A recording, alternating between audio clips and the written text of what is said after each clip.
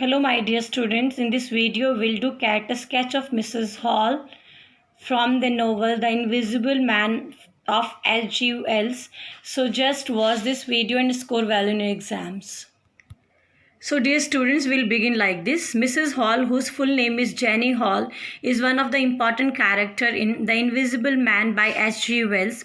She was caring, talkative businesswoman, superstitious and friendly. She runs the inn Coach and Horses in Iping. बेटा superstitious की spelling बताती हूँ आप लोगों को SUPERSTITIOUS।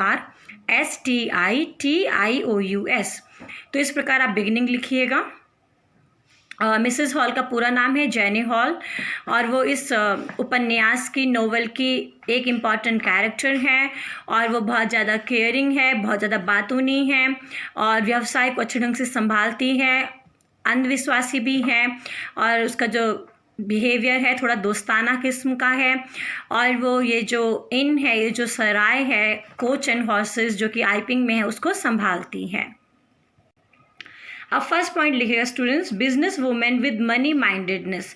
मतलब मिसेस हॉल जो है ये बिजनेस वुमेन है और ये हमेशा पैसों के बारे में सोचती है कि इसको ज़्यादा से ज़्यादा पैसा कैसे ये अर्न करे। मनी माइंडेड मतलब जो पैसों के बारे में सोचता है कि मेरी इनकम ज़्यादा से ज़्यादा कैसे होगी। Mrs jenny hall run the in at her own risk. She was very active and tactful to run this inn. She was very happy to find customer in midwinter. When Griffin came there, Griffin told that he would pay more and give cash at that moment also. So she instantly gave him room. Mrs. Jenny जो है वो अपने आप ही इस inn को चलाती है क्योंकि जो उसके हस्बैंड है वो बहुत ज़्यादा हेल्प नहीं करते बेटा, थोड़ी सी हेल्प करते हैं और बहुत ज़्यादा पियक्कड़ भी है। ड्रंकड़ मतलब पियक्कड़ भी है उसका हस्बैंड, तो ये अपने आप ही इनको चला रही हैं। ये बहुत एक्टिव है और अपने व्यवसाय को अच्छे ढंग से चलाती है।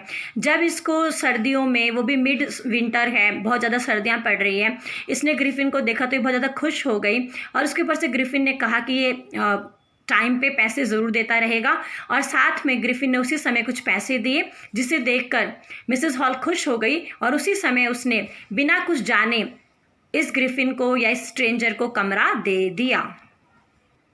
सेकंड पॉइंट लिखिए बेटा, ग्रीडी। ग्रीडी मतलब लालची। सो आप लिखिए Mrs hall was greedy. That is why without knowing about identity of his customer, she gave him room as he gave cash to her.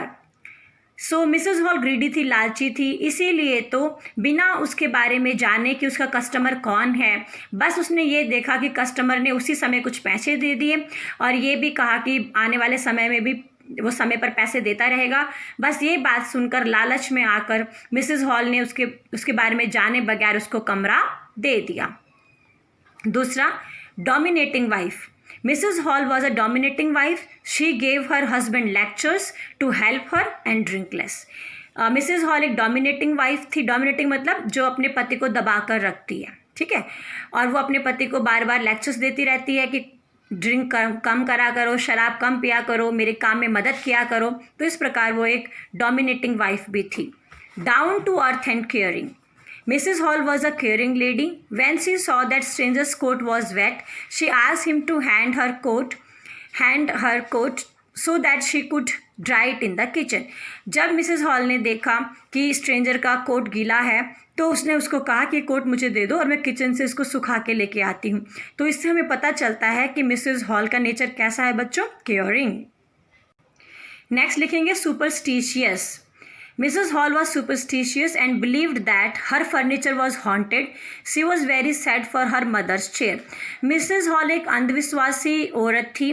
जब उसके कमरे में वो कुर्सी उसके तरफ आई, उड़कर उसकी तरफ आई, तो उसको लगा कि जो उसके कमरे का फर्नीचर है उसमें कोई भूत प्रेत की आत्मा घुस चुकी है और उसको ये जानकर बहुत दुख हुआ कि जो वो चेयर थी वो उसकी माँ की थी, उसकी माँ उस चेयर पर बैठा करती थी, तो वो चेयर थोड़ी टूट गई है, तो इसको लेके भी उसको बहुत ज़्यादा दुख हुआ।